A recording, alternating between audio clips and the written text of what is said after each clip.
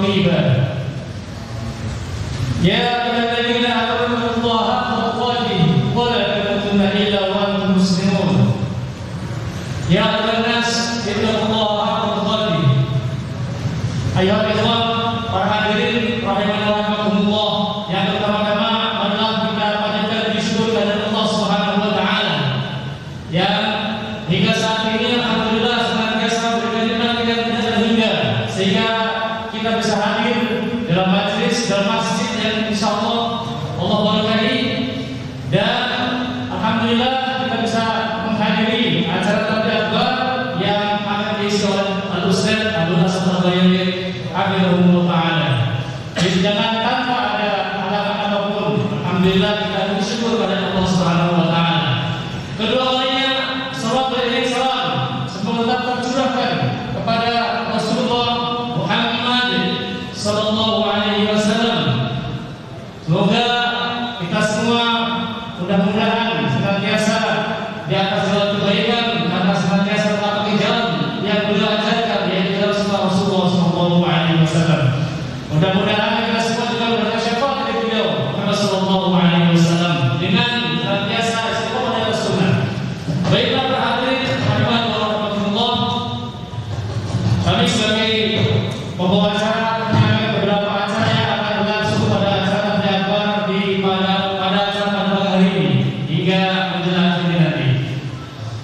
Untuk acara yang pertama yaitu kita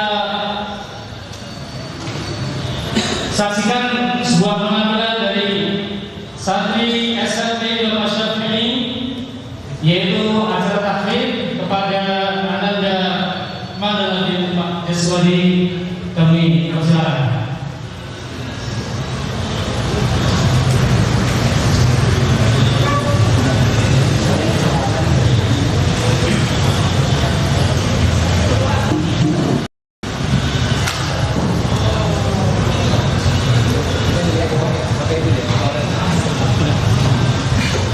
Assalamualaikum warahmatullahi wabarakatuh.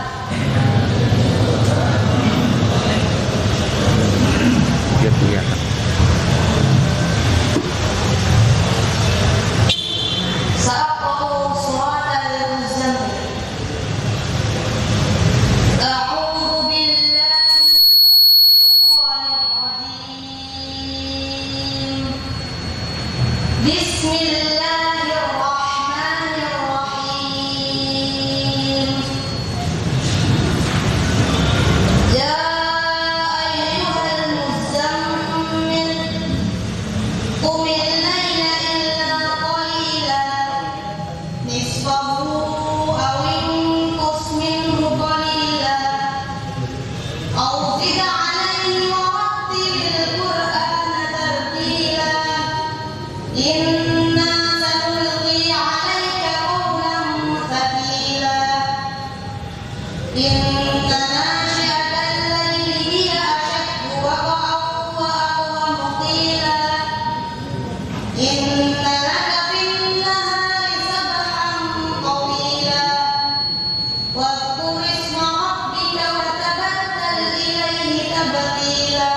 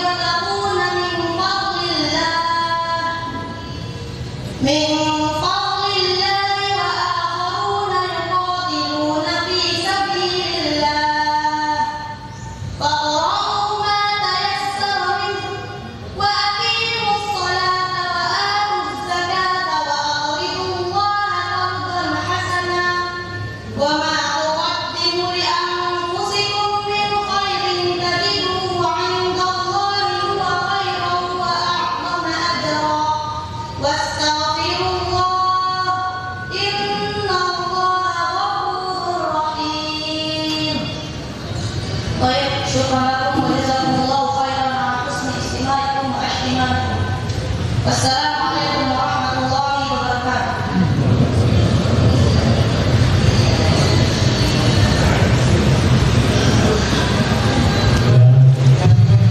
Alhamdulillah telah kita silakan sama-sama bacaan tahfidz dari salah seorang santri yang sedang Syafi'i yang alhamdulillah baru setahun ini tahun ini kita laksanakan dalam kegiatan belajar mengajar. Alhamdulillah pencapaian beliau seperti yang kita saksikan. Mohon doa pada para jemaah sekalian dan mudah-mudahan kita semua diberikan kemudahan dalam meniti ilmu agama Allah Subhanahu wa taala dan mudah-mudahan kita semua dimudahkan dengan kebaikan. Berikutnya acara sambutan yang akan disampaikan kepada oleh ketua.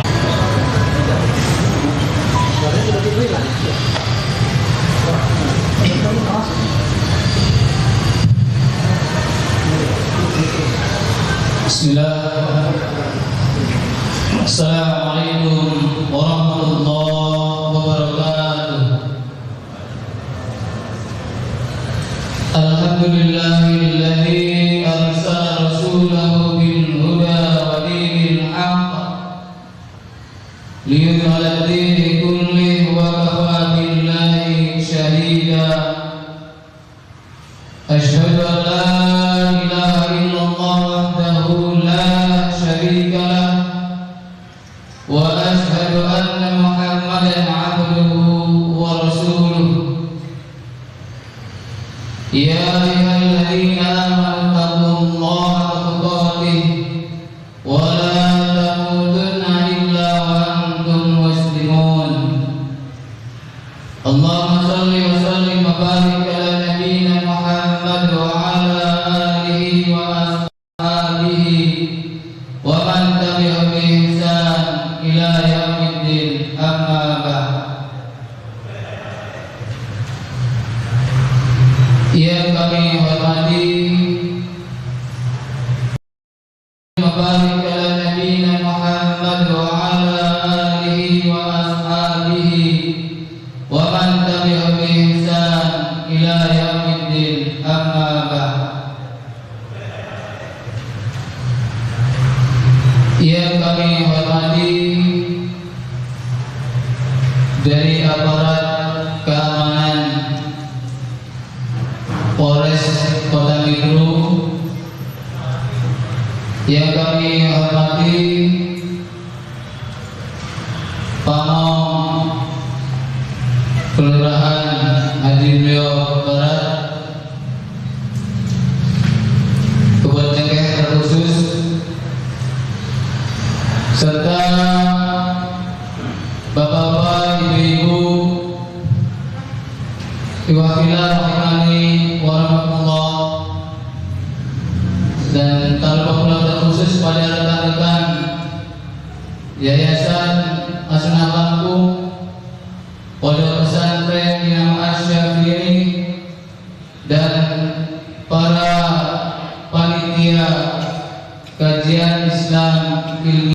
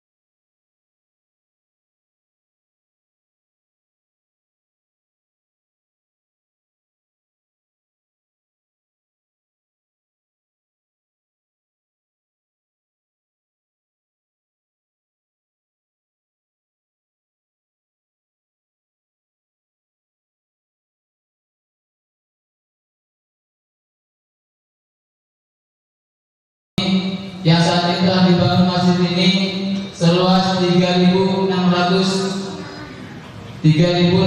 meter dari hamba Allah yang berada di Kebun Cengkeh Arjuna Barat ini, yang mengamanahkan pada kami agar bisa dibangun masjid dan pondok pesantren. Alhamdulillah di bulan September 2020 kami memulai pembangunan ini, yang kami walaupun dengan kondisi pandemi, dengan kondisi ekonomi yang kita sama-sama lemah, tapi kita bertawakal kepada Allah Subhanahu wa taala. Di bulan September kita mulai. Di awalnya kami panitia, mungkin kami punya gambaran kalau sudah bisa ngecor dan ini, masya Allah kami bersyukur. Namun alhamdulillah di bulan November 2020 Allah Subhanahu wa taala menolong kami dengan mendatangkan seorang donatur yang alhamdulillah hingga pembangunan ini beliau sudah mentransfer 2M. Di bulan November juga ketika kami sudah mendapatkan donatur untuk membangun masjid ini yang berukuran 20 kali 20 2 lantai, Allah menolong kembali di depan kami ini gedung mualaf. Kami dengar ingin dijual, alhamdulillah atas perintah Allah SWT kami bisa membelinya walaupun kami berhutang. Tapi kami yakin Allah menolong kami. Yang kami tidak membayangkan kami bisa memiliki lahan, bisa memiliki masjid, bangunan. Yang alhamdulillah kami terus menggalang donasi untuk pembangunan kebebasan yang hingga saat ini itu kebebasan alhamdulillah sudah berkumpul kurang lebih 1,1 M yang kami diberikan kelonggaran setahun, 3 tahun, 1 tahun kami belum mampu, diberi kelonggaran lagi, ditambah lagi 5 bulan. Maka untuk itu mari kita sama-sama menafkahkan, mengeluarkan harta terbaik kita untuk pembangunan, untuk kebebasan. Apalagi untuk tahun depan kami akan menerima santri baru yang saat ini kami belum memiliki asrama, yang insya Allah kami akan memulai. Jadi program yayasan itu saat ini pembangunan masjid yang belum selesai, yang mungkin baru 80%. Kalau kita kemarin agar bisa selesai dengan sempurna dengan penambahan tempat wudu dan kamar mandi kanan kiri, itu rapnya kurang lebih 600 juta. Kemudian untuk pembebasan wakaf walet gedung walet dan tanah kita masih kurang lebih 400 juta. Dan insya Allah kita akan membangun 2 asrama. Mudah-mudahan Allah memberikan kemudahan. Walaupun di sana sini di bagian penjuru Lampung, khususnya ikhwan kita Sunnah wal Jamaah Salafi, di mana membangun masjid pondok pesantren di Taqiqus Sunnah Mugarejo, di Banda Jaya Hukum, di Sibawono, sebelum Najah Darul Ilm, di Rahmat Utara Sebelum Salam, di Rawajidu, di Tulang Bawang Telaga Sunnah. Namun alhamdulillah semua lembaga-lembaga kita Sunnah bisa berjalan, bisa membangun. Kita yakin Allah Maha Kaya, Allah menggerakkan hati-hati manusia untuk menafkahkan, mengeluarkan harta terbaik mereka. Oleh sebab itu kami dari Yayasan Sunnah Lampung mengajak, mengimbau kepada jamaah sekalian, Bapak Ibu sekalian, mari kita sisihkan harta terbaik kita sebagai inventaris akhirat, amal jariah yang terus mengalir pahalanya walaupun kita telah tiada. Demikianlah yang dapat kami sampaikan. semoga Allah Subhanahu wa taala memberikan kemudahan bagi kita, memberikan taufik kepada kita untuk senantiasa selalu berada di atas jalannya, berada di atas jalan salafus saleh. Dan sebelum kami tutup, kami atas nama Yayasan Asma Lampung, panitia kajian, mohon maaf yang sebesar-besarnya, mohon maaf yang sedalam-dalamnya atas segala kekurangan yang kami lakukan pada acara ini, yang Bapak Ibu sekalian bisa melihat kondisinya. Mudah-mudahan tidak menyurutkan semangat kita untuk talabul ilm, walaupun kondisi keadaan pondok kami ini demikian. Demikianlah, hanya pada Allah Subhanahu wa taala kami memohon pertolongannya. Dan mari kita sama-sama saling ta'awun. Semoga apa yang kita lakukan berfaedah di sisi Allah Subhanahu wa taala di yaumil qiyamah kelak. Wa akhiru da'wana alhamdulillahirabbil alamin. Wassalamu alaikum warahmatullahi wabarakatuh.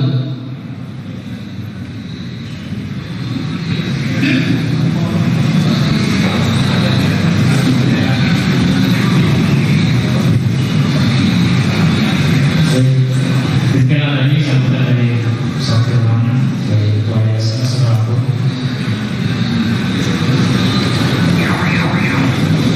Untuk acara selanjutnya yaitu adalah penampilan santri keluar ucapan basmalah kepada Ananda Hamzah dan Bu Mengkosa. Silakan.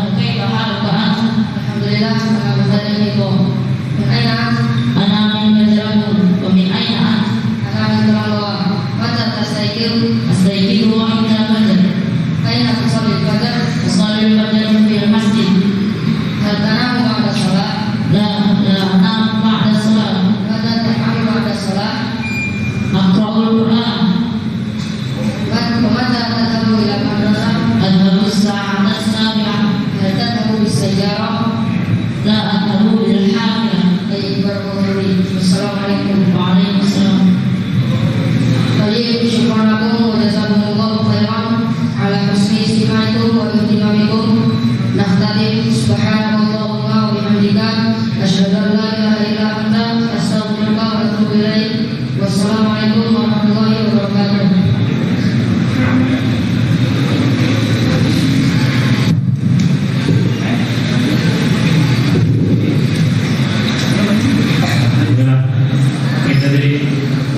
Sedikit penampilan ya dari santri santri ini yang mudah-mudahan bisa memakai artinya, mudah-mudahan memakai artinya. Kalau tidak ya nanti bisa ditanyakan yang besar-besar. Demikian untuk acara selanjutnya, yaitu kita langsung ke ceramah inti yang pada kesempatan kali ini akan diisi oleh Ustaz Abdullah Al-Ustaz Abdul Asad Al-Bayaki dari Klaten, Jawa Tengah.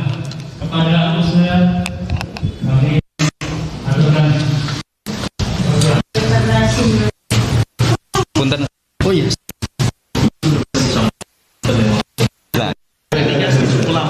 Iya. Ngapun. Sorry. I'm sorry.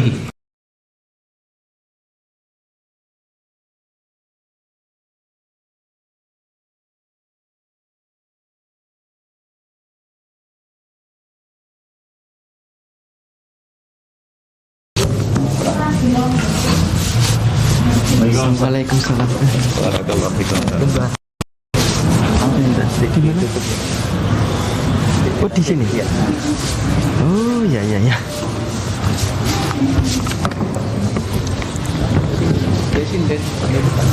Depan.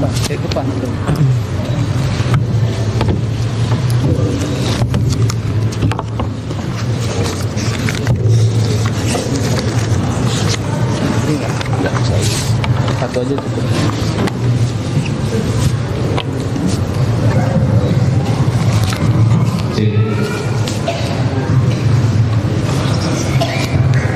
Bismillahirrahmanirrahim. Assalamualaikum warahmatullahi wabarakatuh. Innal hamdalillahi nahmaduhu wa nasta'inuhu wa nastaghfiruhu wa na'udzu billah min syururi anfusina wa sayyiati a'malina. Man yahdihillahu fala mudilla lahu wa may yudlil fala hadiyalah. Wa asyhadu an la ilaha illallah wahdahu la syarika lah. Wa asyhadu anna Muhammadan abduhu wa rasuluhu sallallahu alaihi wa ala alihi wa ashabihi wa man tabi'ahum bi ihsanin ila yaumiddin. Amma ba'd. Kaum muslimin rahimani wa rahimakumullah wa a'azakumullah, ikhwani wa akhwati fillah yang senantiasa dirahmati oleh Allah Subhanahu wa taala. Alhamdulillah wa syukurulillah, kita menyampaikan rasa syukur yang besar kehadirat Allah Subhanahu wa taala yang telah mempertemukan kita semua di masjid yang mulia ini dalam rangka untuk bersama-sama bertafakuh fiddin, mempelajari beberapa bahasan di dalam agama kita. Semoga aktivitas kita pada yang putih saja. Ya. Pada kesempatan siang hari ini diberikan rahmat barakah oleh Allah sehingga kita bisa pulang membawa ilmu yang manfaat dan diberikan rizki oleh Allah berupa kekuatan untuk mengamalkannya. Amin ya rabbal alamin. Selanjutnya saya ingin mengucapkan jazakumullahu khairan, terima kasih yang sebanyak-banyaknya dan penghargaan setinggi-tingginya kepada panitia dan juga pengurus di masjid ini, di ma'had ini, yang telah memberikan kesempatan kepada saya untuk menyampaikan beberapa hal. Semoga beberapa hal tersebut bermanfaat untuk saya dan untuk jamaah sekalian. Tentang tamu, tidak ada tamu yang tidak pulang, tak ada tamu yang tidak pulang. Berkaitan dengan musibah, kesulitan, bala yang menimpa negeri kita dan juga negeri-negeri kaum muslimin yang lainnya, yaitu berupa virus wabah corona. Kita harus meyakini bahwa sehebat apapun wabah tersebut menimpa kita, menimpa negeri-negeri kaum muslimin di tempat yang lain, cepat atau lambat ia akan berakhir. Karena memang tidak ada tamu yang tidak pulang. Dan saya ingin membacakan beberapa nukilan dari para ulama kita tentang kejadian wabah ataupun ta'un atau pandemik yang terjadi di masa silam, agar kita bisa membandingkan, agar kita bisa memperbanyak syukur kita kehadirat Allah Subhanahu wa taala.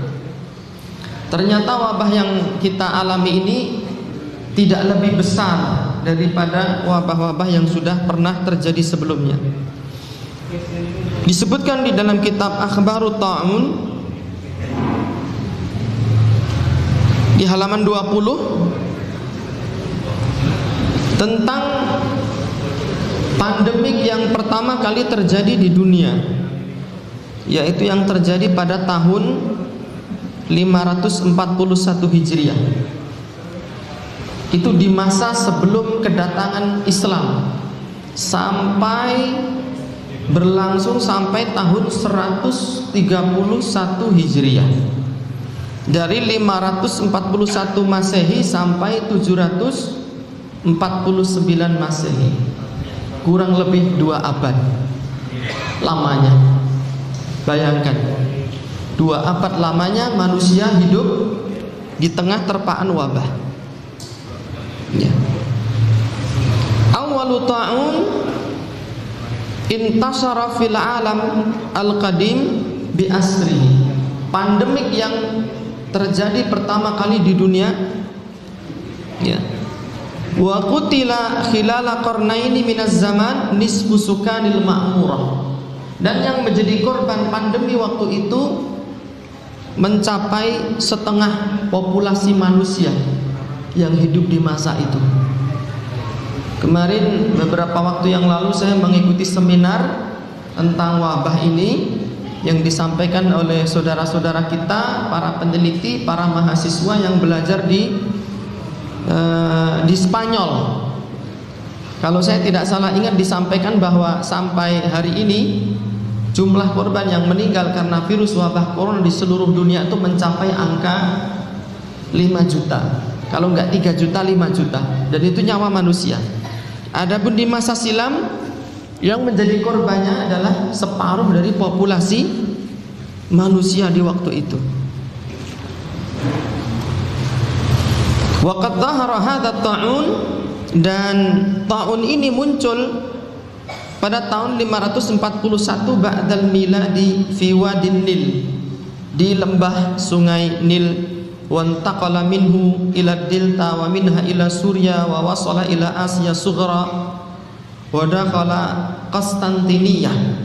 Bermula dari lembah sungai Nil lalu berpindah ke delta, ke Suria, kemudian ke Asia Kecil sampai ke Konstantinopel pada tahun 542 Masehi. Wa qutila sittatun min kulli asratin min sukaniha, dan yang menjadi korban itu adalah 6 orang dari setiap 10 orang. Dari setiap 10 orang yang terbunuh oleh wabah waktu itu ada 6 orang. Jadi misalnya di satu perkampungan itu ada 100, maka yang mati adalah 60. Setiap 100 orang 60 yang mati, tersisa 40. Betapa mengerikannya kejadian di waktu itu. Kaum muslimin rahimani wa rahimakumullah wa a'azakumullah. Kemudian wabah yang terjadi pertama kali di masa Islam itu yang terjadi di Al-Madain. Yang terjadi di Madain pada tahun 6 Hijriah. Akan tetapi wabah ini tidak memasuki Jazirah Arab. Kemudian ada satu taun atau pandemik yang sangat terkenal yang disebut dengan taun Amwas. Dari taun Amwas ini banyak sekali sahabat Nabi radhiyallahu taala anhum yang meninggal dunia karena terkena taun. Ya. Ia bermula dari satu wilayah yang disebut dengan Amwas. Yu'tabaru ta'un Amwas awal ta'unin asabal muslimin. Ta'un Amwas ini adalah ta'un yang pertama kali menimpa kaum muslimin. Yang tadi itu belum masuk ke Jazirah Arab. Kalau ini sudah terjadi di mana? Di negeri Syam. Bal asaba majmu'atan kabiratan min khiyaris sahabah. Bahkan ia menimpa sejumlah besar para sahabat yang mulia. Banyak para sahabat-sahabat besar yang meninggal karena terkena ta'un. Bainahum Aba Ubaidah ibn al-Jarrah wa Mu'adz bin Jabal wa zaujatahu wa sanataini min banihi. Di antaranya adalah Abu Ubaidah ibn al-Jarrah, kemudian Mu'adz bin Jabal dan istrinya dan 2 orang anaknya, ya, wal Fadl bin Al-Abbas bin Abdul Muttalib wa Aba Malik Al-Ash'ari, Abu Malik Al-Ash'ari wa Yazid ibn Abi Sufyan. Yazid bin Abi Sufyan juga termasuk yang terkena ta'un.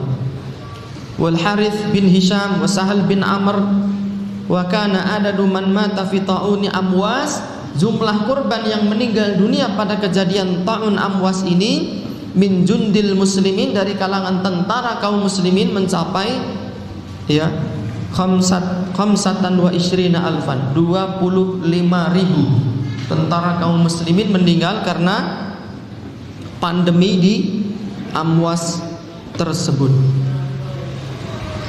Bahkan para sahabat Nabi yang mulia, mereka juga meninggal dunia terkena taun. Jadi ceritanya Umar Ibnul Khattab, kisah ini sangat terkenal sekali. Beliau hendak berkunjung ke negeri Syam.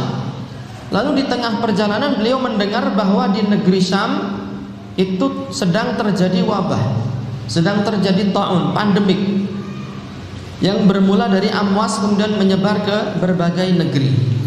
Umar Ibn Khattab kemudian mengumpulkan para sahabatnya untuk dimintai pendapat, apakah kita harus melanjutkan perjalanan menuju negeri Syam atau kita harus pulang karena di sana sedang terjadi wabah. Kelompok pertama diundang, terjadi perbedaan pendapat sehingga Umar Ibn Khattab tidak bisa mengambil keputusan. Lalu dipanggillah sahabat-sahabat beliau di kelompok yang kedua, sama terjadi perbedaan pendapat, dia tidak bisa mengambil keputusan juga. Kemudian dipanggil kelompok yang ketiga, ya, menyarankan agar beliau pulang bersama rombongannya. Adapun Abu Ubaidah Ibnul Jarrah itu termasuk yang memprotes keputusan Umar. Beliau mengatakan di antaranya, apakah engkau akan lari dari takdir? Kata Abu Ubaidah Ibnul Jarrah. Umar bin Khattab mengatakan, iya, kita lari dari satu takdir menuju kepada takdir yang lainnya. Kemudian ada seorang yang menyampaikan hadis Nabi SAW, jika kalian mendengar ada taun di satu negeri, jangan kalian masuk ke sana. Dan jika kalian ada di negeri tersebut, jangan kalian keluar dari negeri itu. Maka semakin kuatlah tekad Umar Ibn Khattab untuk tidak melanjutkan perjalanan ke negeri Syam. Abu Ubaidah Ibnul Jarrah, Mu'ad bin Jabal dan para sahabat yang lainnya, mereka meninggal dunia karena terkena ta'un tersebut. Kaum muslimin rahimani wa rahimakumullah wa a'azakumullah yang senantiasa dirahmati oleh Allah Subhanahu wa taala. Disebutkan pula di sini wa dzakara Ibnu Hajar Al-Asqalani was Suyuti. Ibnu Hajar Al-Asqalani itu termasuk ulama besar yang 3 orang anaknya meninggal karena taun. Ya, karena anaknya meninggal dunia disebabkan taun, beliau kemudian menulis kitab judulnya Badlul Ma'un fi Fadli Ta'un.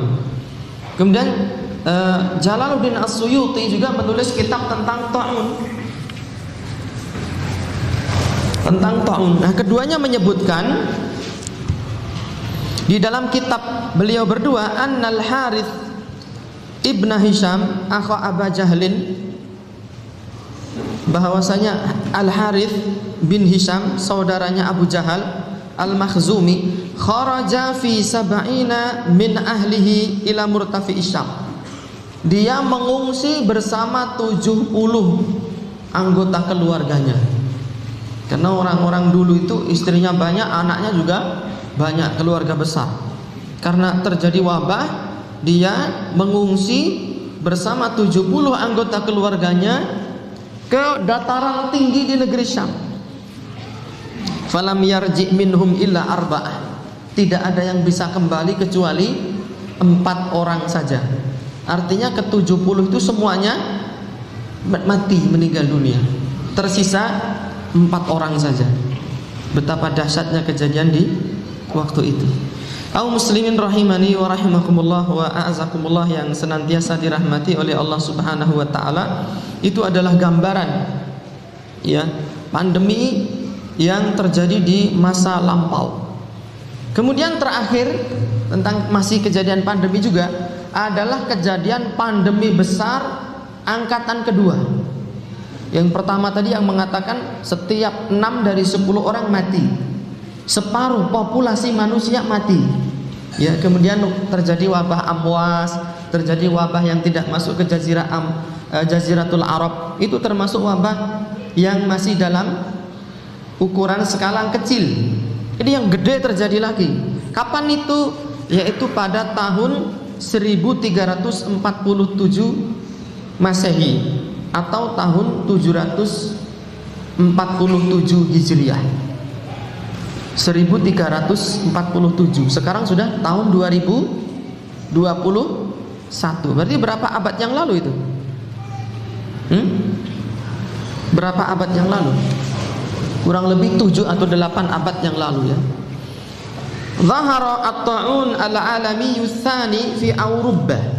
Muncullah pandemi dunia yang kedua di Eropa fil qarnir rabi'a asyar al-miladi, di abad ke-14 Masehi. Wa kana awal zuhurihi fi Faransa. Pertama kali muncul dia dari Perancis. Walati faqadat nisfu sukaniha. Kemudian mati separuh dari penduduk negeri tersebut. Ya. Wa sahat ta'un fi Eropa yaftaku bisukaniha hatta qutila akthar min 25 milyunan. Kemudian taun itu, pandemi itu meluas di Eropa dan membunuh penduduk Eropa sampai jumlah korban yang mati itu 25 juta. Bayangkan, 25 juta itu yang terdeteksi loh. Saya yakin di masa dulu banyak yang mati belum terdeteksi karena memang belum ada sosmed, kemudian perpindahan berita, penghitungan itu belum semodern sekarang. Adapun wabah virus corona ini seperti tadi saya sampaikan, ada info mengatakan yang meninggal di seluruh dunia itu mencapai angka 5 juta. Adapun pandemi di abad ke-14 Masehi ini korbannya mencapai berapa? 25 juta. Dan kemungkinan lebih besar dari itu. Ya, karena pendataan di masa dulu tentu tidak seakurat pendataan di zaman sekarang. Bayangkan. Ya. Sampai 25 juta menjadi korban. Wa kana an-nasu yuharibuna at-ta'un bidh-dhahabi ilal kanais. Dan orang-orang Eropa mereka memerangi ta'un, memerangi wabah dengan pergi ke gereja-gereja, wa taubah, dan dengan bertaubat. Ya. Wa bittihadil yahud wa qatlihim bi'tibarihim ya sababal bala wa sabab ghadabillah. Lalu mereka juga mengusir orang-orang Yahudi karena mereka menyangka orang Yahudilah yang menjadi sebab kemunculan pandemi tersebut. Wa kanal musabuna bit-ta'un yu'zalun. Dan yang menjadi korban ta'un, wabah pada waktu itu diasingkan. Kalau bahasa sekarang diapakan? Diisolasi, Pak. Tapi isolasi sekarang itu masih nyaman, lebih enak. Ya. Dibandingkan isolasi di zaman dahulu. Kita masih bisa berkomunikasi, masih bisa pesan makanan. Lah kalau dulu yang pesan makanan siapa? Tidak ada sosmed di zaman dulu. Wa idza matu, apabila mati, tamma harqu jussatihim wa thiyabihim wa jami' ma kanu yajlisuna aw yanamuna alaihi. Apabila penderita wabah itu mati, maka jasadnya akan dibakar, ya, pakaiannya akan dibakar, tempat duduknya, tempat tinggalnya dibakar semua. Dalam rangka untuk memusnahkan apa? Virusnya. Belum ada disinfektan, obat-obat untuk membunuh virus. Jadi cara menghilangkannya dengan dibakar. Orang-orang yang mati dibakar. Bayangkan kalau kita hidup dalam suasana seperti itu. Wong yang mati di antara kita karena virus wabah corona ini tidak boleh dilayati saja kita sudah ngamuk-ngamuk. Bener nggak? Apalagi kalau dibakar. Waduh, tambah horor, tambah murka kita. Dan jumlah yang mati teramat sangat banyak sekali di sana. Kemudian saya pernah membaca juga kejadian pandemi yang terjadi di negeri Yaman. Di kota Son'a setiap hari itu ada 1.500 mayat. Sehingga orang-orang tidak ada yang berani keluar dari rumahnya. Pintu-pintu rumah ditutup, pasar-pasar semuanya tutup, semuanya ketakutan di dalam rumah. Iya. Di wabah yang pertama berlangsung sampai hampir 2 abad lamanya. Kita walhamdulillah 2 tahun. Mudah-mudahan tidak ada gelombang yang ketiga. Amin ya rabbal alamin. Cukup yang kemarin itu menjadi peringatan dari Allah untuk kita semua agar bertambah rasa takut kita kepada Allah Subhanahu wa taala. bahwa jika Allah sudah berkehendak, tidak ada satupun makhluk, tidak ada satupun kekuatan yang mampu menentang dan menghentikan kehendak Allah Subhanahu wa ta'ala. Padahal virus itu tidak kelihatan, tapi dia mampu menggegerkan seluruh isi dunia. Kaum muslimin rahimani wa rahimakumullah, Bapak Ibu yang senantiasa dirahmati oleh Allah Subhanahu wa ta'ala, itu gambaran ringkas tentang kejadian wabah di masa lalu. Karena jika seseorang itu tertimpa musibah, biasanya dia akan menganggap musibah yang menimpanya itu adalah akhir dari dunia, seolah-olah ia sedang melihat hari kiamat. Sebagian orang begitu, dia tertimpa sedikit musibah karena kurang iman, kurang takwa, kurang tawakal kepada Allah, dia memandang musibah ini sebagai gelombang besar yang memporak-porandakan kehidupannya. Maka kita perlu melihat orang lain yang mengalami musibah yang lebih besar, agar menjadi apa? Menjadi tenang hati dan pikiran kita. Ya, kemarin saya kecelakaan, motor saya rusak, hancur, nggak bisa dipakai lagi. Oh, itu belum seberapa, Mas. Saya kecelakaan, mobil saya 2 hancur, nggak bisa dipakai lagi. Loh, iya toh? Alhamdulillah. Ternyata musibah yang kita alami tidak lebih besar daripada yang dialami oleh orang lain. Itu perlu disampaikan. Al muslimin rahimani wa rahimakumullah wa a'azakumullah yang senantiasa dirahmati oleh Allah. Lantas bagaimana sikap seorang muslim tatkala dia melihat keluarganya, anak-anaknya, gurunya, ustadznya, tetangganya ya meninggal dunia dikarenakan wabah? Apakah itu menjadi azab Allah Subhanahu wa taala bagi dia ataukah tidak? Ya, Syekh Masyhur Hasan Al-Salman hafizahullahu taala pernah ditanya tentang fenomena mati mendadak, termasuk virus corona ini, wallahu taala alam ya, banyak yang terkena kemudian mati mendadak. Ada tetangga saya di Jawa sana, ya, dia diperiksakan mau diantar pakai mobil, dia tidak mau, saya masih kuat naik motor. Lalu diboncengkan suaminya naik motor. Sebelum sampai ke rumah sakit, istrinya jatuh, lalu meninggal di situ. Dan orang-orang yang melihat itu nggak ada yang berani menolong, takut ketularan virus corona. Akhirnya dia membuat live Facebook itu, live Facebook di grup kampungnya. Dia minta tolong kepada penghuni kampungnya. Sampai seperti itu. Ya. Jadi fenomena mati mendadak kalau mengenai orang kafir, maka itu sebagai bentuk siksaan dan azab Allah Subhanahu wa ta'ala. Tetapi fenomena mati mendadak tatkala dia menimpa seorang muslim, seorang mukmin, muttaqin, seorang yang soleh, maka itu bentuk kasih sayang Allah Subhanahu wa ta'ala kepada si muslim tersebut. Ya. Ada orang sedang minum minuman keras, lalu kelelekan botol, mati meninggal dunia. Itu azab dari Allah kepada si pelaku maksiat itu. Ya. Ada orang misalnya sedang menghadiri pengajian, ya, mendengarkan pengajian lalu meninggal dunia. Kan ada ya orang mendengarkan pengajian lalu meninggal dunia, itu ada, sering bahkan. Yang jarang itu ceramah meninggal dunia, itu jarang. Kalau ada orang mendengarkan pengajian lalu meninggal dunia, itu bentuk kasih sayang Allah kepada si muslim tersebut. Jadi musibah itu apakah dia menjadi azab atau menjadi rahmat, itu dilihat dari objeknya yang terkena musibah tersebut. Dalilnya mana? Disebutkan di dalam banyak riwayat, di antaranya dari Anas ibnu Malik radhiyallahu taala anhu, annahu dakhala ala Aisyah radhiyallahu taala anha, huwa wa rajulun akhar. Anas bin Malik pernah menghadap Aisyah radhiyallahu taala anha bersama seorang lelaki yang lain. Faqala laha dzalika rajul, lalu temannya Anas bin Malik ini bertanya kepada Aisyah, "Ya ummul mukminin, haditsina 'aniz zalzalah." Beritahukan kami atau kabarkan kami tentang fenomena gempa bumi. Qalat Aisyah radhiyallahu taala anha menyatakan, "Idza istabahu zina." Jika manusia telah menghalalkan zina. Sudah ada belum orang di zaman sekarang menghalalkan zina? Sudah ada. Ya. Berhubungan suami istri tanpa ikatan pernikahan itu boleh jika dilakukan suka sama suka. Na'udzubillahi min dzalik. Dan itu sudah dikabarkan juga oleh Nabi. Kalau ada orang menghalalkan zina, kita nggak kaget. Semakin yakin kita dengan kebenaran hadis Nabi.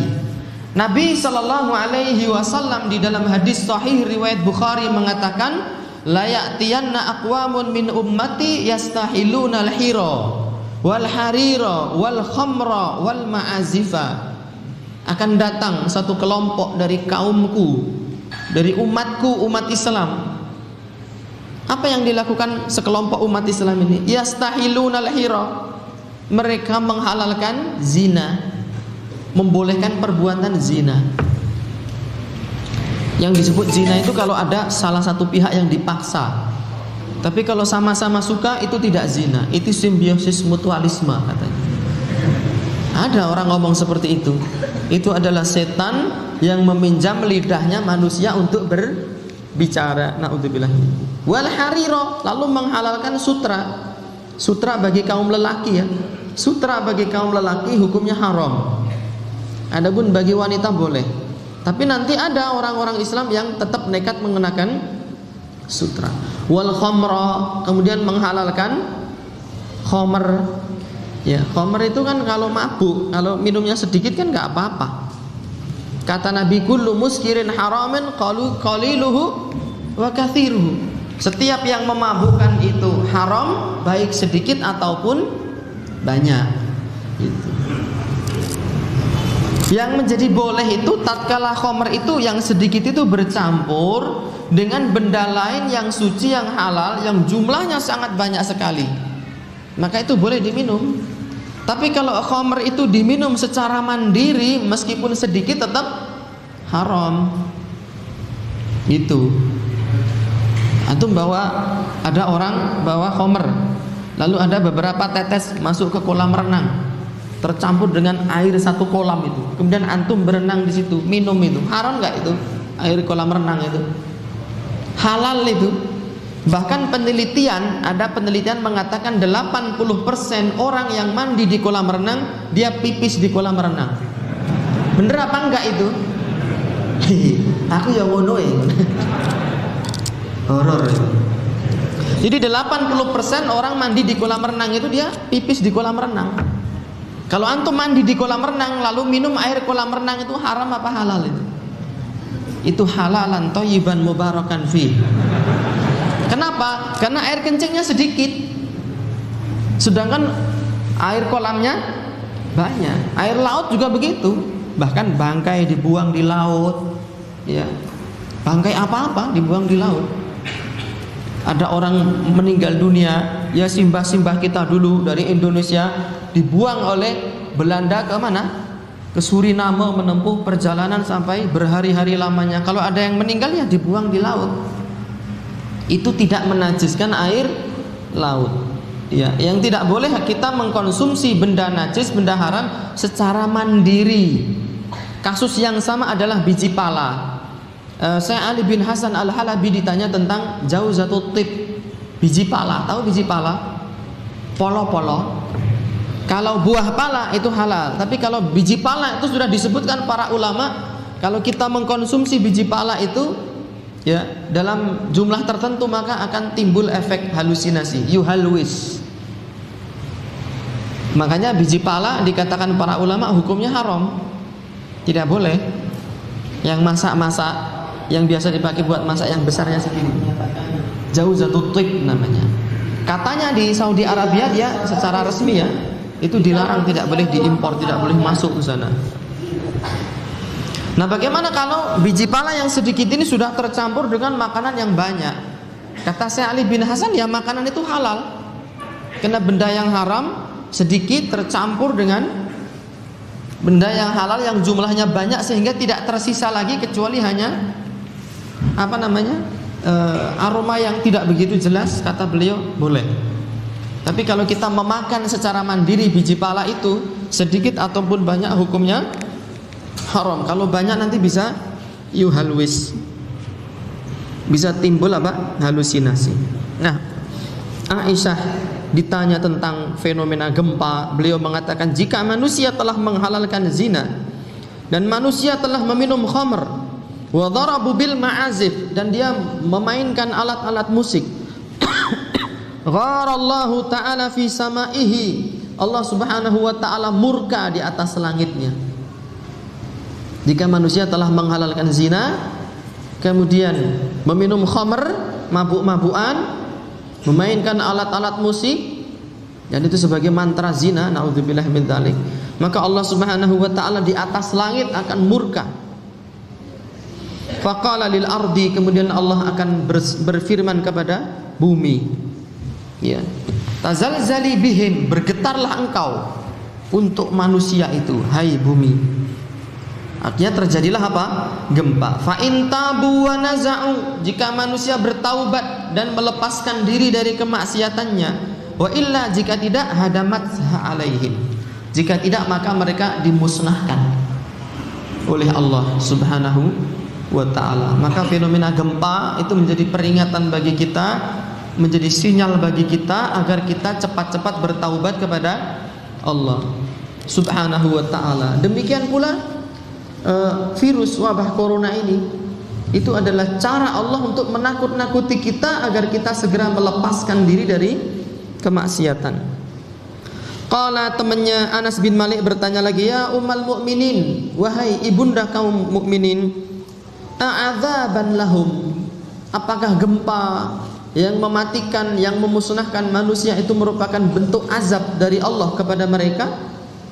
Qalat ummul mukminin Aisyah radhiyallahu taala anha mengatakan, bal mau'izatan wa rahmatan lil mu'minin, bahkan gempa itu, musibah itu, menyebarnya virus wabah itu menjadi mau'izatan, pelajaran, wa rahmatan, dan kasih sayang Allah subhanahu wa ta'ala lil mu'minin, untuk orang-orang yang beriman. Karena Allah tidak suka orang-orang beriman akan terus lalai di dalam kemaksiatannya, lalai di dalam kesyirikannya, lalai di dalam kemungkarannya. Maka Allah turunkan wabah, Allah turunkan gempa, Allah turunkan likuifaksi.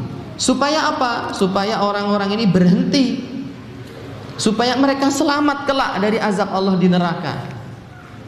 Sebagaimana orang tua yang melihat anaknya melakukan penyimpangan, misalnya dimarahi, dibentak, bahkan dipukul, itu bukan karena orang tua ingin mengazab anaknya, ingin menyiksa anaknya, tidak, tapi sebagai bentuk pelajaran dari orang tua dan kasih sayang orang tua kepada anak-anaknya. Kata Aisyah radhiyallahu taala anha, beliau mengatakan lagi, wa adzaban wa sukhtan lil kafirin, akan tetapi gempa itu, musibah itu, wabah itu menjadi bentuk azab dari Allah dan kemurkaan Allah subhanahu wa ta'ala kepada orang-orang kafir.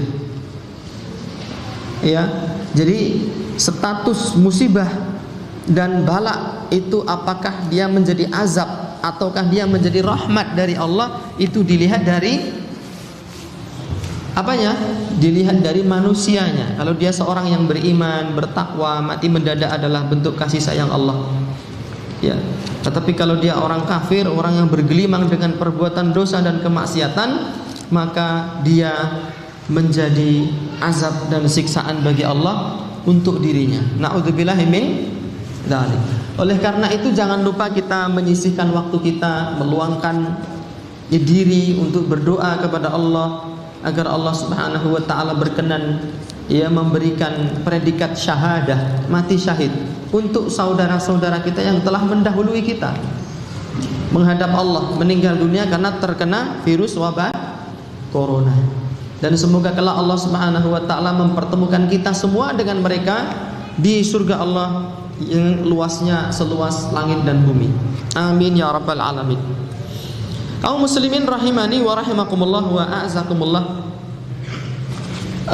Dari riwayat tadi kita bisa memetik banyak pelajaran. Di antara yang pertama, tatkala kita memiliki prinsip bahwa tidak ada tamu yang tidak pulang, tidak ada wabah yang tidak berakhir, kita harus mempercepat berakhirnya wabah itu. Dengan apa? Yaitu dengan bertaubat kepada Allah, sebagaimana disebutkan oleh Ummul Mukminin Aisyah Fa in tabu wa naza'u, jika mereka bertaubat dan meninggalkan kemaksiatan, maka Allah cabut. Jika tidak, maka sekalian Allah musnahkan. Maka tidak ada jalan untuk mempercepat pulangnya si tamu yang tidak diundang tadi. Apakah kita mengharapkan datangnya tamu? Iya, kita mengharapkan datangnya tamu jika dia tamu yang diundang dan diharapkan. Tapi ternyata ada tamu yang tidak diundang dan tamu yang tidak diharapkan. Di antaranya yang berupa musibah, yang berupa wabah, yang berupa orang-orang yang tidak kita inginkan datang tapi dia datang. Itu namanya tufailiyun. Ya, praktisi menghadiri walimatul urus padahal dia tidak mendapatkan undangan. Di zaman dulu ada orang pekerjaannya seperti itu. Dia mencari tempat-tempat walimah lalu ikut, padahal dia nggak diundang. Lalu ikut masuk, ikut makan di situ untuk mendapatkan apa? Makanan. Itu termasuk tamu yang tidak diundang. Kalau kita belajar kitabul adab ya, sastra Arab, nanti akan ada banyak pembahasan tentang tufaili. Nah, untuk mempercepat pulangnya tamu itu, kita mesti yakin bahwa tamu cepat atau lambat dia akan pulang, bahwa musibah cepat atau lambat dia akan pergi dan berakhir. Ya. Kenapa demikian? Karena disebutkan di sebuah kutaib kecil ya, tulisan Syekh Muhammad Ghalib Al-Umari, la budda an na'lama anna minal umuril 'azimati allati yu'minu bihal insanu. Kita harus benar-benar faham bahwa termasuk perkara agung yang diimani oleh manusia, min ghairi syakkin wala raib, dengan tanpa ada keraguan sama sekali, al-imanu bi aqdarillah, beriman terhadap takdir Allah Subhanahu wa taala. Wa anna ma aradahu Allah tabaraka wa taala kaunan la budda an yaqa', bahwa semua yang dikehendaki oleh Allah Subhanahu wa taala secara kauni mesti akan terjadi. Di kehendak Allah itu ada dua, ada yang kauni, ada yang syar'i. Iradah kauniyah, ada iradah syar'iyah. Iradah kauniyah pasti terjadi. Iradah syar'iyah terkadang Allah menginginkan sesuatu terjadi tetapi tidak. Allah menghendaki tetapi belum tentu terjadi. Contohnya Allah menginginkan semua anak itu berbakti kepada orang tuanya, tapi kan banyak anak-anak durhaka. Ya. Tetapi secara kauni semua kehendak Allah pasti terjadi. Termasuk wabah ini bukan siapa-siapa. Saya pernah ditanya oleh banyak kalangan di awal-awal wabah dulu, apakah wabah ini merupakan senjata kimia yang bocor, yang belum ditembakkan tapi sudah bocor lalu tidak terkendali kemana-mana. Berkaitan dengan masalah ini adalah ucapan di dalam perkataan yang tidak ada ilmunya. Ya.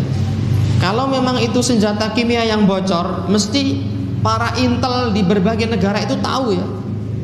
Tapi tidak ada kita mendengar Badan Intelijen Indonesia, Badan Intelijen Saudi sekalipun, kita belum pernah mendengar ada yang membuat pernyataan seperti itu. Pernyataan itu muncul dari dugaan-dugaan semata, prediksi-prediksi dari netizen yang maha benar di zaman sekarang itu. Tapi pastinya apapun yang terjadi di dunia itu semua sudah dikehendaki oleh Allah Subhanahu wa ta'ala. Allah ta'ala berfirman, innama amruhu idza arada syai'an ay yaqula lahu kun fayakun. Sesungguhnya urusan Allah, apabila Allah menghendaki satu perkara, Allah hanya mengucapkan kun, jadilah, maka terjadilah hal tersebut. Surat Yasin ayat 82. Fama yaqa'u fi hadzal kauni min umurin illa walillahi fi dzalikal hikmah al-balighah. Tidaklah ada satupun yang terjadi kejadian di muka bumi ini kecuali Allah memiliki hikmah yang sangat agung di balik peristiwa tersebut. Apa di antara hikmah turunnya wabah ini? Banyak sekali. Bahkan ada peneliti, dokter-dokter yang kafir yang kemudian masuk Islam. Gara-gara apa? Gara-gara mereka kemudian melakukan penelitian tentang wabah. Banyak yang masuk Islam. Kemudian banyak orang yang kemudian bertaubat kepada Allah. Orang yang sepanjang hidupnya tidak pernah sholat, lalu dia menjadi relawan tim kubur cepat. Setiap hari menyaksikan orang mati demikian banyak, itu bergetar hatinya. Lalu dia mendapatkan hidayah. Betapa banyak kaum muslimin yang sebelumnya tidak pernah bersedekah, tapi setelah turunnya wabah ini orang banyak bersedekah dalam jumlah banyak. Apakah dia berupa uang, apakah berupa makanan, apakah itu berupa bantuan fisik, ya, ataukah berupa yang lainnya. Banyak sekali digelontorkan harta, disedekahkan dalam rangka untuk menolong korban wabah ini. Ya. Kemudian orang-orang soleh yang Allah Subhanahu wa taala matikan, yang mereka diberikan apa?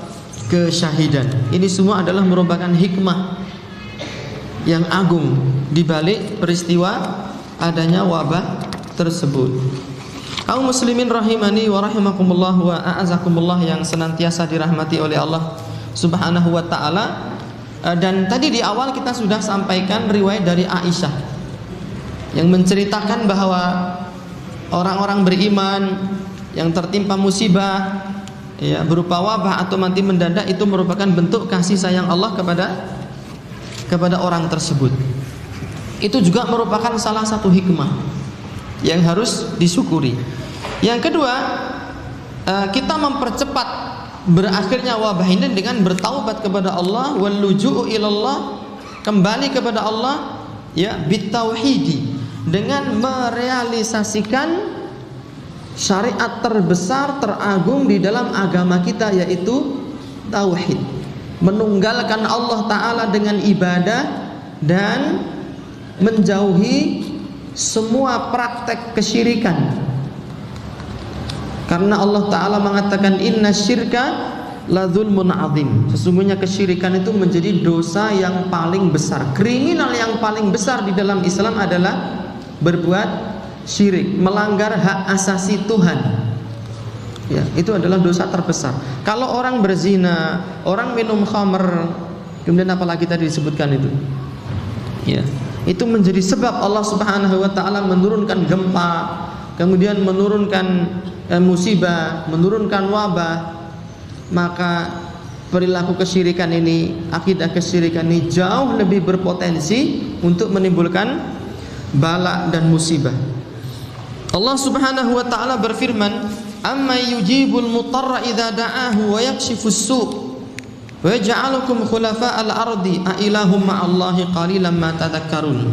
Siapakah yang mampu menjawab, mengabulkan, ya, orang-orang yang sangat butuh, orang-orang yang terdesak ketika dia berdoa, dan siapakah yang mampu menghilangkan keburukan dan bala dan menjadikan kalian sebagai khalifah di muka bumi, ya. Apakah ada Tuhan lain selain Allah yang bisa mengabulkannya? Akan tetapi sedikit sekali manusia yang ingat. Jadi kata-kata sedikit di dalam Al-Quran senantiasa disebutkan dalam konotasi yang positif, tetapi kata-kata yang banyak senantiasa disebutkan dalam konotasi yang negatif. Kaum muslimin rahimani wa rahimakumullah. Jadi dengan keberadaan wabah ini hendaknya kita semakin semangat lagi mempelajari tauhid, kemudian menjauhi kesyirikan dan mendakwahkannya. Dimulai dari orang-orang yang terdekat dari diri kita, ayah kita, ibu kita, anak istri, keluarga, karib kerabat. Allah Subhanahu wa taala tatkala memerintahkan Nabi untuk berdakwah, wa anzir ashiratakal aqrabin, dan berilah peringatan keluarga kamu yang terdekat. Kita juga seperti itu. Tidak usah kita memiliki cita-cita yang besar bagaimana supaya kesyirikan hilang dari seluruh penjuru negeri. Keluarga kita dulu dihilangkan itu kesyirikan, dikenalkan apa itu tauhid, bahwasanya manusia diciptakan itu tujuan utamanya untuk mentauhidkan Allah, beribadah hanya kepada Allah dan meninggalkan sesembahan peribadahan kepada selain Allah. Dan fenomena kesyirikan ini sangat banyak sekali. Semakin modern zaman ini, semakin banyak pula kesyirikan menyebar. Dulu belum ada sosmed, yang ada SMS beredar praktek kesyirikan, ketik rek spasi ramal, kirim ke nomor sekian. Ketik rek spasi mama loreng, kirim ke nomor sekian. Adapun di masa sekarang orang jual beli tuyul itu sudah melalui internet, melayani jual beli tuyul grosir maupun eceran. Jadi saya pernah membaca iklan itu, mereka menjual dua jenis tuyul ya. Yang pertama tuyul, yang kedua namanya memet. Ya. Kesamaan nama di luar tanggung jawab penceramah ya. Tuyul itu dia adalah tuyul yang belum terlatih ya.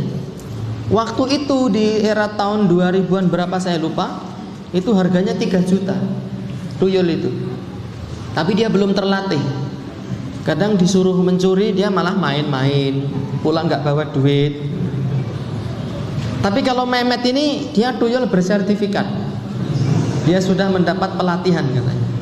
Iming-imingnya begini, cukup bapak membeli tuyul 3 juta atau yang memet 5 juta ya. Nanti setiap malam menghasilkan 500.000, modalnya cuma 1 kantong darah PMI, harganya 300-an atau berapa. Sebelum berangkat kerja ditetesi darah 7 kali, tes 7 kali.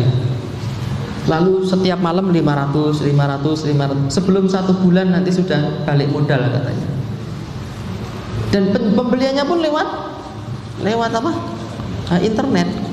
Gimana caranya saya tidak tahu, karena saya belum pernah order juga dan nggak kepengen order tuyul. Jadi kesyirikan itu para jamaah sekalian berkembang seiring dengan perkembangan zaman dan teknologi. Kita perlu waspada. Dukun-dukun justru sekarang itu menjadi tokoh-tokoh publik yang dijadikan panutan. Meskipun di akhir-akhir ini ya dunia perdukunan mendapatkan tamparan keras, tapi masih banyak orang percaya. Kemarin itu ada Mas Yono yang hilang di Pangeran Cadas Pangeran. Hilang, tersisa motornya tertinggal di situ. Lalu para dukun semuanya tampil ya, lewat video di YouTube. Ini Mas Yono ini digondol oleh siluman ular kuning katanya. Mas Yono ini dibawa ke kerajaan jin, sudah mati, rohnya ditahan. Mas Yono ini begini, Mas Yono ini begini. Ada yang mengambil jin dimasukkan ke tubuhnya orang lalu diwawancara. Mas Yono di mana? Mas Yono itu sudah mati. Ya, disesatkan oleh jin penunggu Cadas Pangeran katanya. Ternyata Mas Yono itu main ke istri mudanya di Cirebon. Dan para dukun itu malu semua. Tapi nggak malu, mereka nggak punya malu kok. Dukun itu nggak punya malu, meskipun meramal keliru itu tetap praktek terus. Ya. Jadi meskipun mendapat tamparan keras, mereka tetap mendapatkan pasien-pasien yang setia. Itu yang bodoh dukunnya apa pasiennya? Ya, sama-sama bodoh. Dukun itu pendusta, bohong. Ya, meramal, menarik pusaka, wujud katanya ditarik. Itu sudah nyuruh temannya, nanti keris ini ditaruh di bawah pohon. Nanti saya tak acting mengeluarkan tenaga dalam. Wujud, lalu didoker-doker, loh ini penarikan pusaka. Itu semua ngapusi. APW apusi baik. Tapi banyak orang yang percaya. Naudzubillah min dzalik. Ya.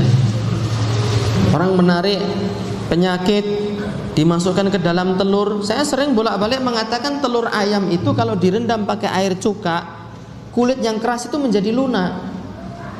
Dia bisa disuntik oli atau disuntik pewarna merah, bisa dimasuki jarum, bisa dimasuki paku. Setelah itu dibiarkan lagi, dia akan mengeras lagi ya. Lalu diusek-usek nih di perutnya pasien sini. Ini kamu terkena santet ya. Nanti saya akan mentransfer santetnya itu dari perut menuju ke telur ayam. Lalu telur ayam dipecah ini. Isinya jarum, isinya paku. Yang masukin itu siapa ini? Mbah dukun. Ya ilmu saya, bukan yang masukkan jenengan. Loh kok kamu tahu? Kemarin saya ngaji di Metro udah dikasih tahu kan. Jadi telur ayam itu direndam air cuka bisa menjadi lunak dan bisa dimasuki paku. Jangan terlalu lugu dan percaya dengan dukun. Ya. Kata Allah Subhanahu wa taala, "Qul la ya'lamu man fis samawati wal ardil ghaiba illallah." Katakan hai Muhammad, tidak ada satu makhluk di langit, tidak ada satu makhluk di bumi yang mengetahui kegaiban kecuali hanya Allah semata. Tidak ada. Jadi kalau ada orang ngaku-ngaku bisa meramal kejadian di masa yang akan datang, segera tinggalkan dia. Karena dia dukun, suka atau tidak suka, ridho atau tidak ridho, dia dukun. Kalau kita mempercayainya, maka kita telah kufur terhadap wahyu yang Allah Subhanahu wa taala berikan kepada Nabi Muhammad sallallahu alaihi wasallam. Itu. Kemudian di NTB ada balapan motor atau balapan mobil, menyewa pawang hujan.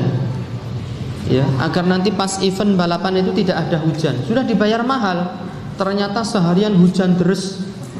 Lalu orang membicarakan dia di internet. Dukunnya ngamuk, melaporkan orang yang katanya mencemarkan nama baik katanya. Bukan orang yang mencemarkan nama baik, dukunnya itu yang menjerumuskan diri ke dalam kehinaan dan kebodohan. Tidak ada satu manusia bisa menahan hujan, nggak ada. Tidak ada satu manusia yang mengetahui kejadian yang akan terjadi di esok hari. Kalaupun delalah kok bener terjadi, itu kebetulan mas. Kebetulan itu cuma satu, tidak banyak, sedikit. Baru semalam saya dikirimi video oleh teman saya. Video tahun 1992, tapi baru diputar di Indonesia tahun 1997. Percakapan antara Nobita dengan Suneo. Nobita, nanti kita nggak usah sekolah katanya. Nanti kita sekolah dari rumah pakai radio modern katanya. Lah ini kan daring toh.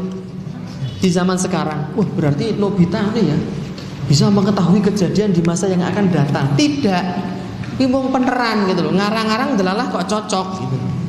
Nek kon ngarangnya nggak bisa. Seperti itu.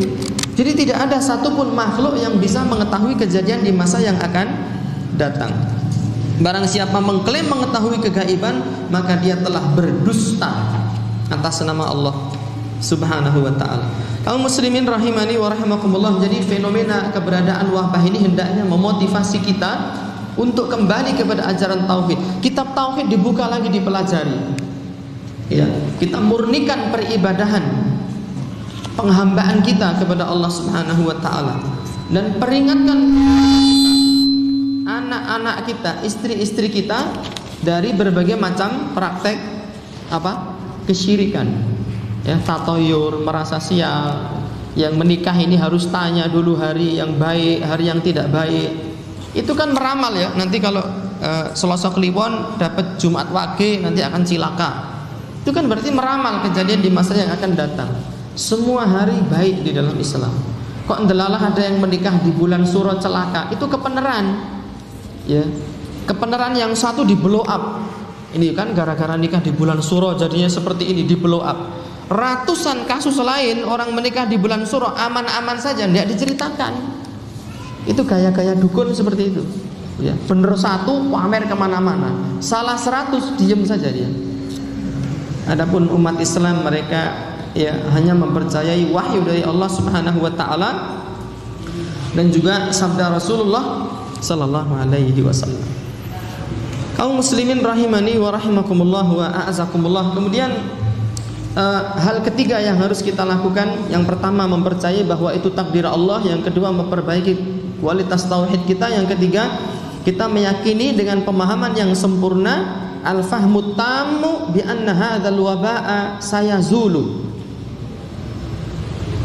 Kepercayaan yang sempurna bahwa wabah ini akan hilang cepat atau lambat, bahwa tamu yang tidak diundang ini akan segera pulang cepat atau lambat. Saya bertamu di sini pasti akan pulang, kecuali jika tidak pulang. Tetapi mayoritas orang bertamu mesti akan pulang. Demikian pula wabah. Kata Allah Subhanahu wa taala, "Iyamsaskum qarhun faqad massal qaumu qarhun mithluh." Jika engkau ditimpa oleh luka, jika engkau ditimpa oleh bala, oleh musibah, maka kaum sebelum kalian pun juga pernah ditimpa oleh luka dan musibah. Wa tilkal ayyamu nudawiluha bainan nasi, dan itulah hari-hari yang kami pergilirkan di antara manusia. Kadang manusia berada di dalam kondisi sehat, kadang manusia berada dalam kondisi sakit, kadang manusia itu berada dalam kondisi musibah. Dulu ya, kita tatkala melihat gempa, kita merasa kasihan, loh kok si fulan di daerah sana kok gempa. Ya, kita melihat di acara televisi. Kemudian pada tahun 2006 ganti ya. Kurang proses dua-duanya enggak? Pada tahun 2006 terjadi gempa yang besar di Jawa, di kampung halaman saya. Dan banyak korban meninggal dunia waktu itu. Padahal sebelumnya kita kasihan melihat orang terkena gempa. Kasihan melihat orang terkena tsunami. Tahun 2014 kita menjadi penonton. Tahun 2006 kita mengalami gempa itu. Kemudian ketika terjadi gempa di Jawa tahun 2006, orang-orang Palu melihat kita kasihan. Kemudian kelak di kemudian hari mereka yang menjadi korban gempa likuifaksi. Tilkal ayyamu nudawiluha bainan nas. Itulah hari-hari yang kami pergilirkan di antara manusia. Hari ini mereka terkena gempa, ya, besok kita terkena gempa, lalu berakhir besok pindah lagi. Hari ini kita terkena wabah, insya Allah besok wabah itu akan hilang dan pergi. Harus optimis, tidak boleh terlalu larut di dalam kesedihan. Karena sikap seorang muslim, jika dia ditimpa oleh kebaikan dia bersyukur kepada Allah, dan jika ditimpa oleh musibah dia bersabar. Ajaban li amril mu'min, inna amrahu kullahu khair. Sungguh mengagumkan ya, hidupnya orang yang beriman, semua perkaranya baik. In asabathu sarra syakara fakana khairan lahu. Jika ditimpa oleh kebaikan dia bersyukur. Hatta di tengah terpaan wabah ini kita bersyukur. 2 tahun alhamdulillah kondisi ini hampir ya sudah pulih. Sedangkan yang tadi di Eropa sampai berapa abad lamanya? 2 abad. Berapa generasi itu? Mereka hidup terus. Ada yang mati dibakar, tempat duduknya, pakaiannya, tempat tinggalnya dibakar, karena belum ada cairan desinfektan, belum ada hand sanitizer waktu itu. Maka kita bersyukur ya. Dan itu baik bagi seseorang. Wa in asabathu dharra sabar fakana khairan lahu. Jika ditimpa oleh keburukan dia bersabar. Seorang misalnya sakit gigi ya, sakit gigi. Dia mengumpat, mengaduh, merintih, terkadang keluar kata-kata kotor. Apakah tatkala kita merintih itu sakitnya akan berkurang? Saya bertanya ini. Ketika kita merintih sakitnya berkurang apa tidak? Tidak berkurang. Ketika kita teriak-teriak, waduh, untuk ulara cah gitu. Berkurang rasa sakit? Tidak. 1, kita mendapatkan dosa karena tidak sabar, atau bahkan mengucapkan kata-kata umpatan. Yang kedua, rasa sakit kita tidak berkurang. Yang ketiga, kita semakin membuat bingung dan susah orang-orang yang ada di sekitar kita. Ayahnya sakit gigi, seisi rumah nggak bisa tidur semua, karena ayahnya ini tulung-tulung, teriak-teriak. Bahkan terkadang tetangganya sampai ikut tergopoh-gopoh. Ayo nilai isi fulan, loro tua, rasido ah. Nggak jadi aja cuma sakit gigi. Tapi kalau kita bersabar, rintihan itu bisa diganti dengan zikir. Terutama saya menyampaikan pesan ini untuk teman-teman yang masih muda. Mumpung masih muda, ketika kita ditimpa sakit, jangan terlalu mudah melontarkan rintihan atau mengeluh. Karena kalau kita sudah terlanjur mengeluh, masa tua kita akan dipenuhi dengan keluhan dan rintihan. Imam Ahmad Ibnu Hanbal ketika akan meninggal dunia, beliau merintih. Lalu diingatkan oleh anaknya Abdullah bin Ahmad bin Hanbal, sesungguhnya rintihan ini akan dicatat. Ma yalfidhu min qaulin illa ladaihi raqibun atid. Seketika Imam Ahmad diam, ya, dan lebih memilih untuk berzikir. Merintih itu mengeluarkan suara, berzikir juga mengeluarkan suara. Tetapi yang satu dicatat dosa, yang satu dicatat pahala oleh Allah Subhanahu wa ta'ala. Maka timbulnya sakit, bala, musibah bagi orang-orang yang tidak beriman kepada Allah tidak menambahi kecuali dosa yang semakin besar. Adapun timbulnya penyakit, musibah pada diri orang-orang yang beriman tidak menambahi kecuali semakin baik dan semakin bertambah pahala yang Allah berikan kepada dia.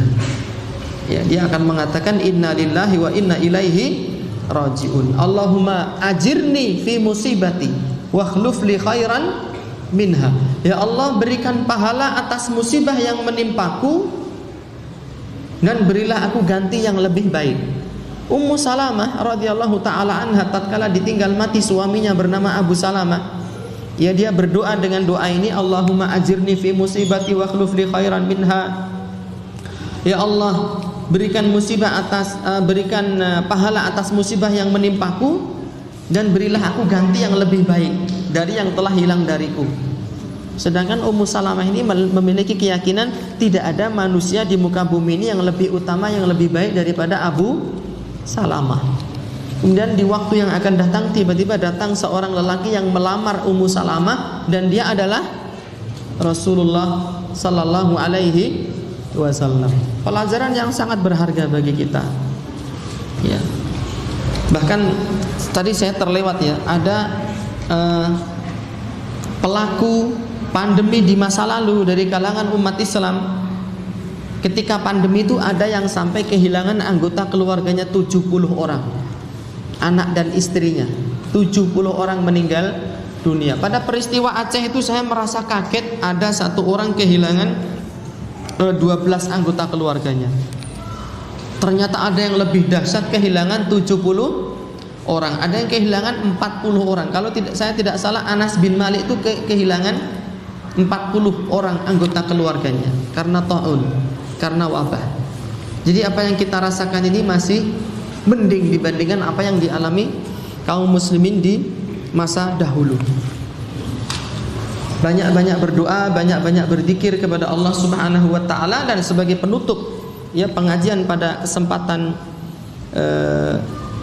siang hari ini, saya ingin membacakan dua syair ya. Syair pertama berkaitan dengan tema kita, bahwasanya tidak ada tamu yang tidak pulang. Seorang penyair mengatakan, wa kun saburan 'alal ayami muhtasiba jaldan qawiyan indal hadithil jalali faddahru ma qasa tamdi syadaiduhu fakabit masaibahu bis sabri wal amali mutawakkilan rajian afdhala khaliqina fahuwal karimu wa in qasarta fil amali wa kun saburan.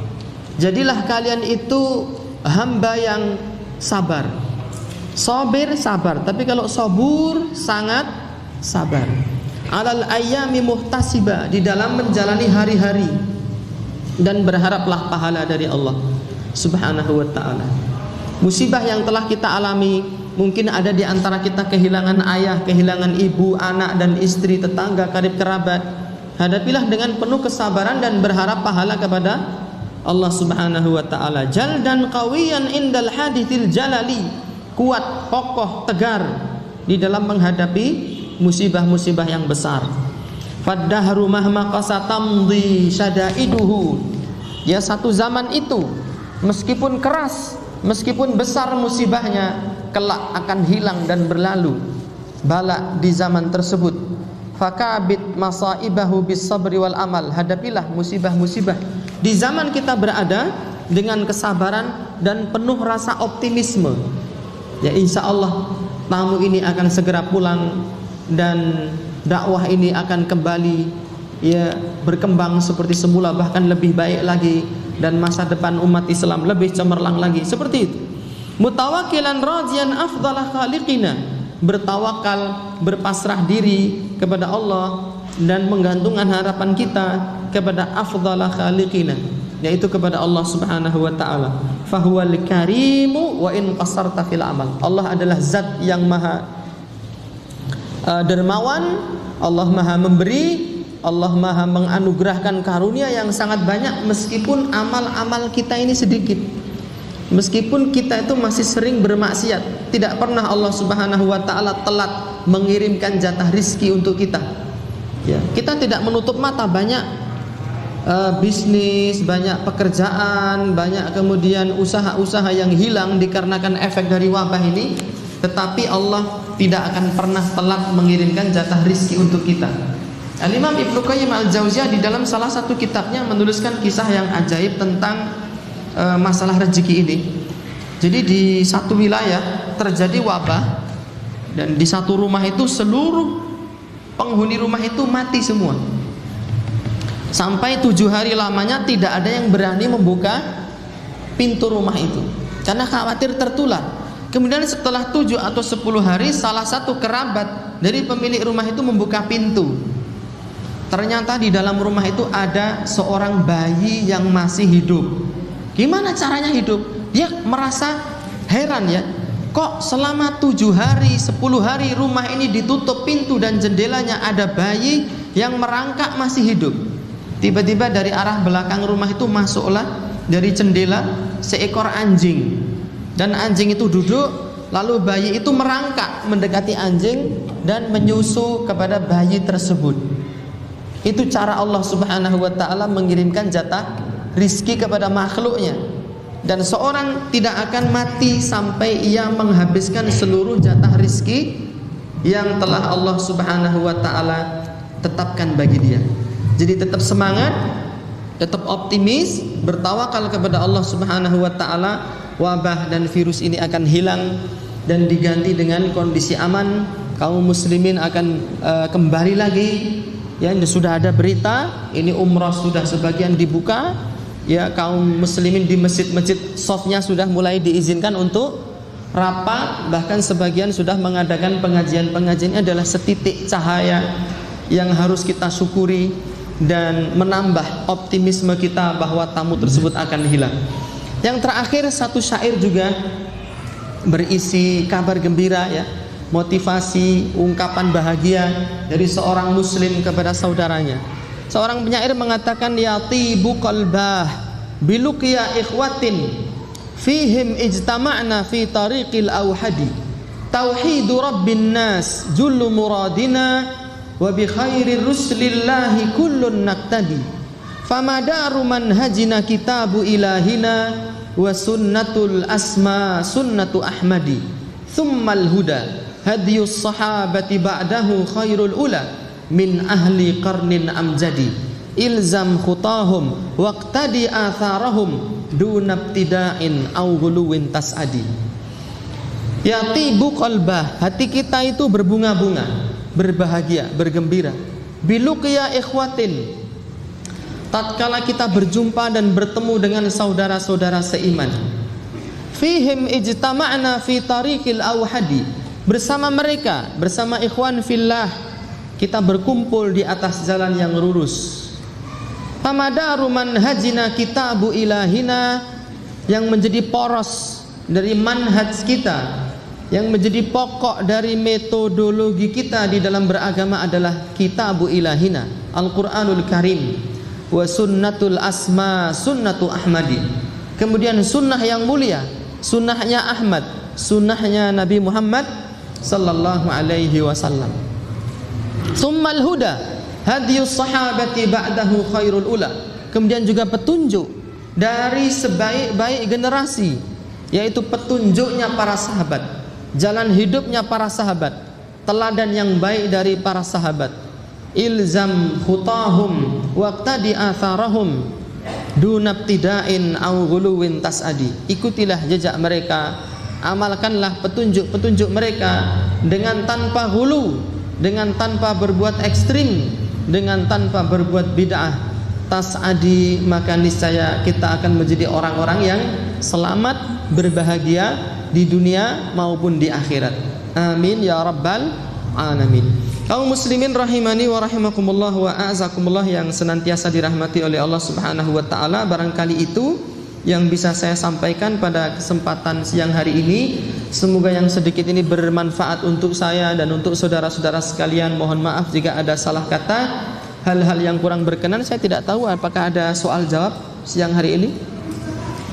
Ada nggak Ustaz? Ada? Atau ada ingin menyampaikan satu atau dua pertanyaan secara langsung boleh? Jika tidak ada kita cukupkan. Tidak ada tampaknya. Walhamdulillah. Semoga bisa difahami dengan sebaik-baiknya dan semoga Allah Subhanahu wa taala menganugerahkan kepada kita kekuatan untuk mengamalkan arahan-arahan yang dituliskan para ulama kita, karena tidaklah para ulama itu menginginkan kecuali kebaikan bagi kita. Kita cukupkan. Sekali lagi saya ucapkan terima kasih kepada pengurus masjid dan pesantren ini, juga kepada para jamaah yang telah meluangkan waktu menghadiri pengajian pada kesempatan siang hari ini. Semoga diberikan balasan terbaik di sisi Allah. Wa sallallahu ala nabiyyina Muhammadin wa alihi wa sahbihi wa sallam wa akhiru da'wana alhamdulillahi rabbil alamin. Wassalamu alaikum warahmatullahi wabarakatuh.